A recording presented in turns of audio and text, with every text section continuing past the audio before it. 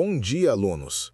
Agora vamos à disciplina de raciocínio lógico e sejam bem-vindos ao canal Astra Educa Concursos. Agora vamos falar de forma direta e aprofundada sobre proposições, conectivos, equivalências lógicas, quantificadores e predicados, um eixo essencial da lógica formal e extremamente cobrado em concursos como o da Amazul. Vamos começar pelas proposições. Uma proposição é toda frase declarativa capaz de ser classificada como verdadeira ou falsa. Esse é o ponto central. Para ser proposição, a frase precisa permitir uma verificação de verdade. Se não for possível atribuir valor de verdadeiro ou falso, então não é proposição. Por exemplo, quando afirmamos "a Terra gira em torno do Sol" ou "5 é maior que 2", estamos fazendo declarações que podem ser analisadas logicamente. Já frases como "fecha a porta", que é uma ordem, "que dia bonito", que expressa sentimento, ou "quem chegou", que é uma pergunta, não são proposições, porque não podem ser avaliadas como verdadeiras ou falsas no sentido lógico. Depois de entender o que é proposição, entramos nos conectivos lógicos.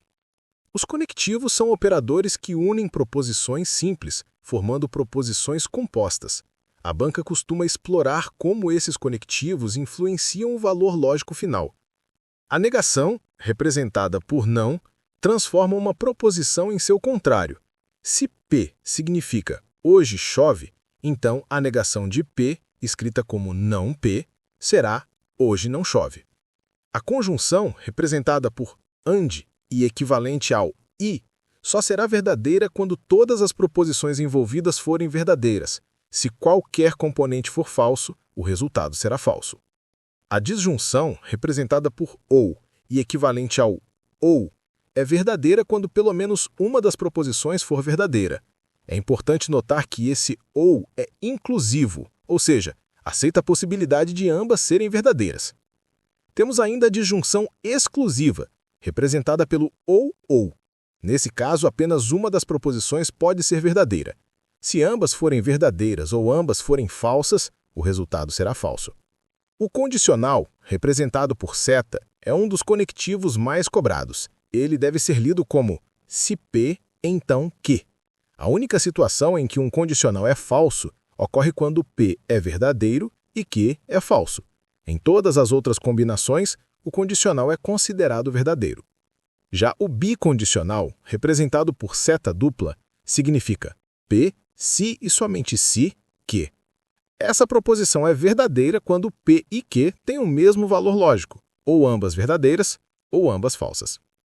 Com isso, chegamos às equivalências lógicas. As equivalências são transformações que mantêm o valor de verdade de uma proposição. São extremamente importantes porque muitas questões pedem justamente para o candidato identificar qual alternativa é logicamente equivalente a uma sentença dada. Entre as equivalências mais importantes temos a negação do condicional. Negar P seta Q resulta em P e não Q. A equivalência clássica do condicional P seta Q é equivalente a não P ou Q. A contrapositiva P seta Q equivale logicamente a não Q seta não P. As leis de De Morgan, não P and Q equivale a não P ou não Q. Não P ou Q equivale a não P and não Q. Essas transformações são fundamentais nas provas, especialmente quando a banca exige que você determine qual frase tem o mesmo valor lógico ou qual proposição é falsa dada a outra. Agora vamos para os quantificadores, que fazem parte da lógica de predicados. O português está cheio de expressões como todos, alguns, nenhum, e a lógica formal traduz essas expressões em símbolos. O quantificador universal, representado por A de cabeça para baixo, indica que a afirmação vale para todos os elementos de um conjunto. Por exemplo, todo aluno estuda. Já o quantificador existencial, representado por E ao contrário, indica que existe pelo menos um caso em que a afirmação se aplica. Por exemplo, existe um aluno que estuda. Em provas, um ponto muito explorado é a negação dos quantificadores.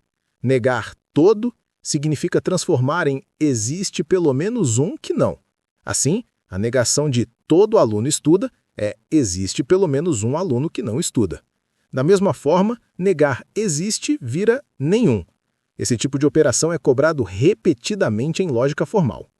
Por fim, falamos dos predicados.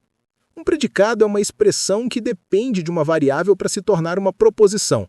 Por exemplo, P de x é igual a x é maior que 10.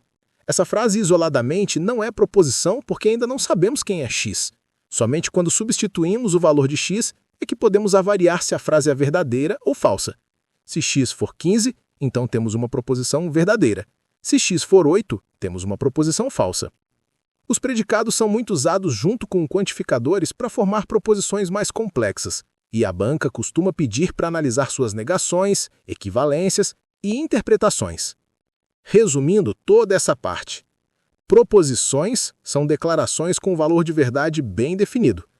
Conectivos permitem construir proposições compostas e exigem que você conheça as regras de verdade. Equivalências são transformações essenciais para resolver questões com rapidez e precisão. Quantificadores ampliam o alcance lógico das afirmações. E predicados dependem de variáveis e se tornam proposições somente quando essas variáveis recebem valores. Dominar esses conceitos não apenas garante acertos em questões de lógica, mas também melhora seu raciocínio geral, a clareza de interpretação e a precisão nas respostas. Se quiser, posso transformar esse conteúdo em bullet points, resumo, questões de prática ou revisar os próximos tópicos do edital. Continuando, agora vamos falar sobre conjuntos e suas operações, um tema fundamental em raciocínio lógico-matemático e que aparece em praticamente todos os concursos, inclusive no da Amazul. Aqui, vamos trabalhar de forma clara, direta e explicativa, como se fosse um roteiro de aula. Vamos começar pelo básico. O que é um conjunto? Um conjunto é uma coleção de elementos bem definidos. Esses elementos podem ser números, objetos, pessoas, letras, eventos, qualquer coisa que possa ser identificada sem dúvida. Usamos letras maiúsculas para representar conjuntos, como A, B, C, e letras minúsculas para elementos, como A, B, X. Exemplo: A é igual a 1, 2, 3, 4. Aqui, 1 pertence ao conjunto A, significa que 1 pertence ao conjunto A. Já 7 não pertence ao conjunto A, significa que 7 não pertence ao conjunto A. Agora, vamos para os tipos de conjuntos mais comuns. Conjunto vazio não possui elementos. Conjunto unitário possui apenas um elemento. Conjuntos finitos têm quantidade limitada de elementos. Conjuntos infinitos têm elementos ilimitados, como o conjunto dos números naturais. Conjuntos iguais, A igual a B, quando tem exatamente os mesmos elementos. Subconjunto, A subconjunto B, quando todo elemento de A está em B. Agora vamos entrar nas operações entre conjuntos, que são extremamente cobradas em provas. União, A união B. É o conjunto formado por todos os elementos que estão em A ou em B. Exemplo: A é igual a 1, 2, 3. B é igual a 3, 4, 5. A união B é igual a 1, 2, 3, 4, 5. Interseção. A interseção B é o conjunto dos elementos que aparecem simultaneamente em A e B. A interseção B é igual a 3. Diferença. A menos B são os elementos que estão em A e não estão em B. A menos B é igual a 1, 2. E B menos A é igual a 4, 5. Diferença simétrica. A ora B é o conjunto dos elementos que pertencem a apenas um dos conjuntos, excluindo a interseção. A ora B é igual a 1, 2, 4, 5. Conjunto complementar, AC, representa tudo aquilo que não está em A, considerando um conjunto universo U.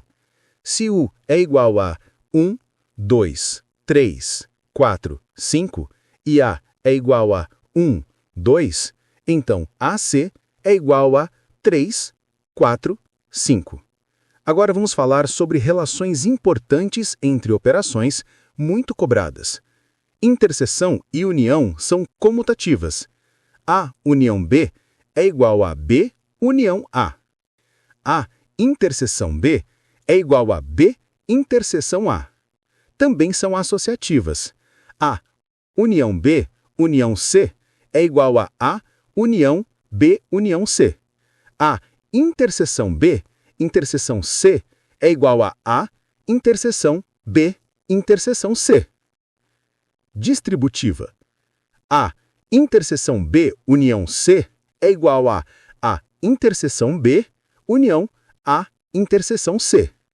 A união B interseção C é igual a união B interseção A união C. Essas propriedades costumam aparecer em questões que envolvem diagramas de Venn.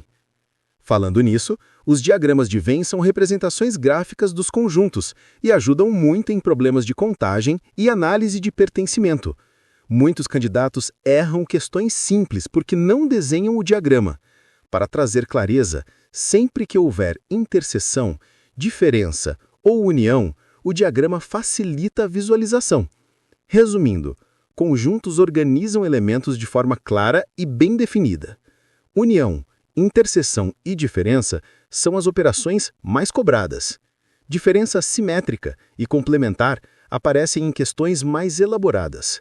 Diagramas de Venn ajudam na solução de problemas envolvendo 3 ou mais conjuntos. Propriedades como comutatividade e distributividade são essenciais para manipular expressões de conjuntos. Agora, sobre o conjunto dos números inteiros. Ele é formado pelos números positivos, negativos e o zero. Ou seja, abrange valores como -3, -2, -1, 0, 1, 2, 3 e assim por diante. O tratamento das operações com inteiros exige atenção ao uso dos sinais. Quando somamos números com o mesmo sinal, somamos os valores e mantemos o sinal. Quando os sinais são diferentes, fazemos a subtração entre os valores absolutos e o resultado fica com o sinal do maior em valor absoluto. Já na multiplicação e na divisão, o critério é simples. Sinais iguais produzem resultado positivo. Sinais diferentes produzem resultado negativo. Passando para os números racionais. Um número racional é qualquer número que pode ser escrito na forma de fração entre dois números inteiros com um denominador diferente de zero. Portanto, frações como 3/5, -5/2, decimais exatos como 0,25 e decimais periódicos como 0,3 repetido são racionais. Para somar ou subtrair frações com o mesmo denominador, basta operar os numeradores. Quando os denominadores são diferentes, é necessário calcular o mínimo múltiplo comum. Já na multiplicação de frações, multiplicamos numerador com numerador e denominador com denominador. Na divisão, mantemos a primeira fração e multiplicamos pelo inverso da segunda. Avançando para os números reais. O conjunto dos reais é formado pela união dos inteiros, dos racionais e também dos irracionais. Os irracionais são números que não podem ser escritos como fração de inteiros e possuem desenvolvimento decimal infinito e não periódico, como raiz de 2 e o número π. Todos os números reais podem ser representados na reta numérica, e praticamente todas as medidas utilizadas no mundo físico são representações desse conjunto. Agora, tratando de porcentagem. Porcentagem é uma razão cujo denominador é 100. Assim, 1% significa 1 dividido por 100. Porcentagens podem ser convertidas facilmente para a forma decimal. 25% corresponde a 0,25. 8% corresponde a 0,08. 150% corresponde a 1,5. Para calcular aumentos percentuais, multiplicamos o valor inicial por 1 mais a taxa. Para calcular reduções, multiplicamos o valor inicial por 1 menos a taxa. É fundamental lembrar que porcentagens sucessivas não podem ser simplesmente somadas, pois uma incide sobre o resultado da outra. Agora entramos em juros, que se dividem em juros simples e juros compostos. Nos juros simples, a taxa incide sempre sobre o capital inicial. Usamos a fórmula juros igual a capital vezes taxa vezes tempo. O montante é o capital somado aos juros. Já nos juros compostos, a taxa incide sobre o valor acumulado a cada período. Por isso chamamos de juros sobre juros. A fórmula do montante é capital multiplicado por 1 mais a taxa elevada ao tempo. Esse modelo é o mais cobrado nas provas, pois representa a forma como bancos e instituições financeiras trabalham. Para concluir, é importante ressaltar que questões desse tópico frequentemente misturam porcentagem, frações, proporção e juros em um mesmo problema. Por isso, treinar cálculos básicos e dominar a manipulação dos conjuntos numéricos faz toda a diferença no desempenho final. Continuando, agora vamos falar sobre proporcionalidade direta e inversa, um tema fundamental dentro do raciocínio lógico-matemático e extremamente recorrente em provas de concursos, especialmente quando a banca busca avaliar sua capacidade de interpretar relações matemáticas aplicadas a situações do cotidiano. A proporcionalidade é o estudo de como duas grandezas se comportam quando uma varia em função da outra. Grandezas podem crescer ou diminuir, e a relação entre essas variações determina se estamos diante de proporcionalidade direta ou proporcionalidade inversa. Primeiro, vamos tratar da proporcionalidade direta. Duas grandezas são diretamente proporcionais quando, ao aumentar uma delas, a outra também aumenta na mesma razão. Da mesma forma, quando uma diminui, a outra também diminui, mantendo a mesma proporção. Em termos matemáticos, dizemos que existe uma constante de proporcionalidade K, tal que A é igual a K vezes B. Isso significa que a razão entre as grandezas é sempre constante. Exemplos clássicos incluem situações como o custo total de uma compra quando o preço por unidade é fixo. Se o preço da maçã é R$ 2,00 por unidade, comprar 3 maçãs custa R$ 6,00. Comprar 5 maçãs custa R$ 10,00. Aumenta-se a quantidade, aumenta-se o custo na mesma proporção. Outro exemplo ocorre com o salário por horas trabalhadas quando a remuneração é fixa por hora. Se o trabalhador recebe R$ 20,00 por hora, trabalhar 2 horas gera R$ 40,00. Trabalhar 10 horas gera R$ 200,00. A relação é direta e proporcional. Em provas, a banca muitas vezes utiliza tabelas ou gráficos para que você identifique se a grandeza cresce na mesma razão da outra. Um bom indicador é verificar se A dividido por B é sempre igual. Agora vamos para a proporcionalidade inversa. Duas grandezas são inversamente proporcionais quando o aumento de uma provoca a diminuição da outra, também de forma proporcional. Ou seja, ao dobrar uma grandeza, a outra se reduz à metade, e assim por diante. Em linguagem matemática, dizemos que A vezes B é sempre igual a uma constante K. Nesses casos, o produto entre as duas grandezas permanece fixo. Um exemplo típico é o tempo necessário para executar um trabalho com base no número de trabalhadores disponíveis. Se 10 trabalhadores concluem uma tarefa em 4 dias, então 5 trabalhadores levarão 8 dias, pois menos pessoas significa mais tempo. O produto tempo vezes número de trabalhadores permanece constante. Outro exemplo é a velocidade e o tempo para percorrer uma distância fixa. Se a distância é constante, aumentar a velocidade reduz o tempo e diminuir a velocidade aumenta o tempo. Se um veículo percorre 120 km a 60 km por hora, leva 2 horas. Se aumentar a velocidade para 120 km por hora, levará apenas 1 hora. Nas provas, a proporcionalidade inversa costuma ser explorada com problemas de regra de 3, especialmente quando aparecem expressões como quanto mais, quanto menos, reduzindo, aumentando, dobrando ou metade. Para identificar uma relação inversa, observe se o aumento de uma grandeza causa diminuição da outra e se o produto entre elas permanece constante. É importante lembrar que, tanto na proporcionalidade direta Enquanto na inversa, os problemas podem envolver múltiplas grandezas, exigindo que você identifique quais se relacionam diretamente e quais se comportam de forma inversa. A interpretação correta define o sucesso na resolução das questões. Continuando, agora vamos falar sobre medidas de comprimento, área, volume, massa e tempo. Um tema essencial em raciocínio lógico-matemático e muito cobrado em concursos que exigem domínio de conversões, interpretação de unidades e resolução de problemas práticos. Entender as principais unidades e como elas se relacionam é fundamental para resolver questões de forma rápida e precisa. Vamos começar pelo sistema métrico decimal, que é a base das medidas usadas no Brasil. Ele funciona por múltiplos de 10, o que torna as conversões simples. Basta deslocar a vírgula. Primeiro, o comprimento. O comprimento mede a extensão linear de um objeto, ou distância entre dois pontos. A unidade fundamental é o metro.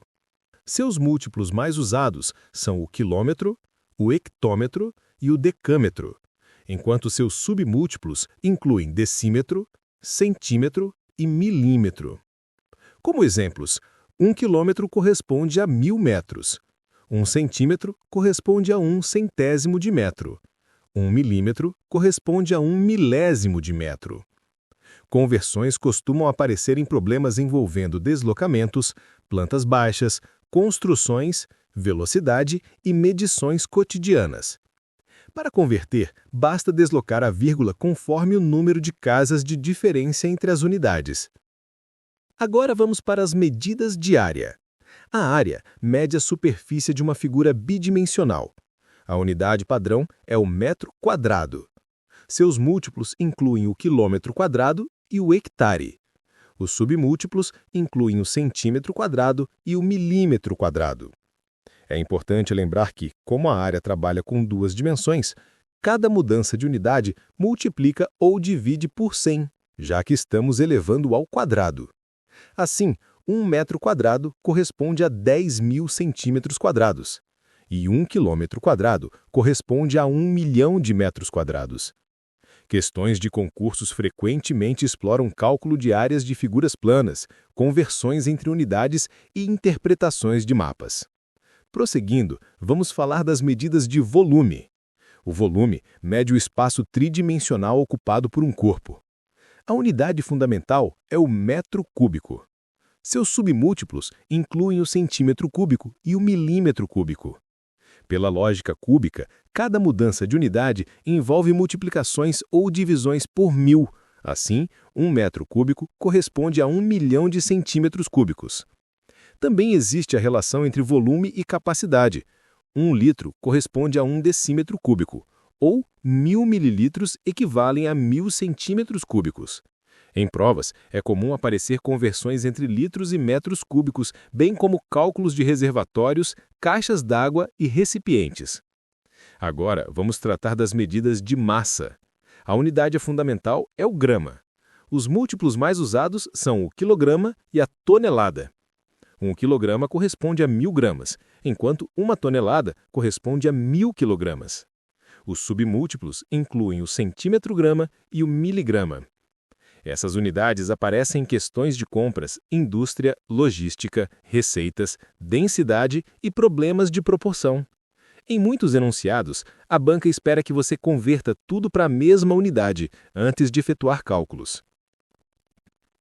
Por fim, vamos falar das medidas de tempo. O tempo não segue o sistema decimal, o que exige atenção. A unidade básica é o segundo. 1 minuto corresponde a 60 segundos. E 1 hora corresponde a 60 minutos. Um dia possui 24 horas, e assim sucessivamente. Em questões, é comum aparecer conversão entre horas, minutos e segundos, além de situações envolvendo velocidade média, cronômetros e intervalos temporais. Para trabalhar com estas unidades, o correto é sempre transformar tudo para uma única unidade, realizando os cálculos e depois retornando para a forma pedida pelo problema. Recapitulando rapidamente, comprimento trabalha com metros, área com metros quadrados, volume com metros cúbicos e litros, massa com gramas e quilogramas, tempo com horas, minutos e segundos. Entender como fazer conversões e aplicar essas medidas a situações práticas é indispensável para garantir um bom desempenho nas questões de raciocínio matemático. Continuando, agora vamos falar sobre a estrutura lógica de relações arbitrárias entre pessoas, lugares, objetos ou eventos fictícios, um dos tópicos mais importantes do raciocínio lógico para o concurso da Amazul. Esse conteúdo aparece em questões que apresentam um conjunto de informações estruturadas sobre determinados elementos e exigem que o candidato deduza conclusões corretas, identifique posições, relacione características ou avalie se certas afirmações são verdadeiras, falsas ou indeterminadas, com base nos dados. Esse tipo de questão é muito comum em provas de áreas técnicas e exige atenção, organização e capacidade de estruturar mentalmente ou por meio de esquemas as relações apresentadas. Vamos começar entendendo o conceito principal. Relações arbitrárias são associações entre elementos que não dependem do conhecimento prévio do candidato. A banca apresenta informações completas ou parciais sobre pessoas, objetos, lugares, datas, cores, funções ou qualquer outro tipo de categoria. Essas relações não seguem regras naturais, apenas as regras definidas pelo enunciado. Por isso, o candidato deve trabalhar exclusivamente com as informações fornecidas.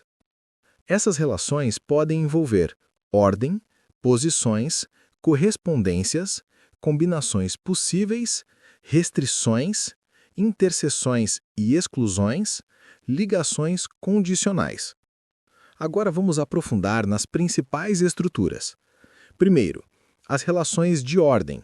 São questões em que elementos precisam ser organizados em uma sequência.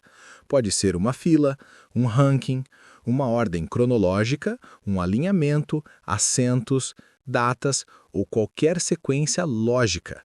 O enunciado apresenta pistas como A está antes de B, C está entre D e E, ou F é o primeiro. A partir dessas pistas, o candidato deduz a única ordem possível ou identifica as posições incertas. Nessas situações, um quadro com posições costuma ajudar a eliminar contradições e visualizar lacunas. Agora vamos para as relações de correspondência. Aqui, o objetivo é associar elementos de diferentes categorias. Por exemplo, 5 pessoas, 5 profissões, 5 cidades, 5 cores. A banca fornece pistas como A não mora em X, o biólogo não é o mais velho, a pessoa que usa azul trabalha na empresa Y. O candidato usa essas pistas para eliminar combinações impossíveis e confirmar combinações obrigatórias. A técnica mais usada é montar uma tabela com linhas e colunas, marcando o que é possível e o que é impossível. Prosseguindo, vamos falar das relações condicionais. Essas relações envolvem frases como se, então, somente se e somente se, ou, que indicam dependências entre as informações. Por exemplo, se João viaja para Recife, então Maria não viaja. Apenas se o chefe aprovar, a entrega ocorre. Ou Pedro assume o turno da manhã, ou Lucas assume. Nesse caso, o candidato precisa analisar alternativas consistentes com todas as condições, evitando contradições. Esse tipo de relação exige leitura cuidadosa, porque a banca costuma criar armadilhas por meio de condicionamentos múltiplos. Agora vamos para relações com restrições. Em muitos problemas, algumas possibilidades são proibidas pelo enunciado. Por exemplo, a pessoa da camisa verde não é a terceira. O evento de maio não ocorre antes do de março. Ana não senta ao lado de Carla. Essas restrições orientam a montagem do esquema e são fundamentais para eliminar combinações incorretas. O segredo é registrar todas as restrições desde o início. Vamos abordar agora a dedução de novas informações. Esse é o ponto central do tema. A banca apresenta um conjunto de dados e, com base neles, o candidato precisa inferir conclusões que não estão explicitamente ditas, mas que são logicamente obrigatórias. Exemplos de dedução. Se A está à esquerda de B e B está à esquerda de C, então A está à esquerda de C.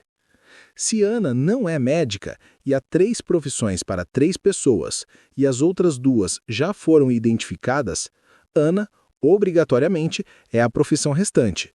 Se 2 posições são possíveis para um elemento, mas uma delas gera contradição posterior, a outra deve ser a correta.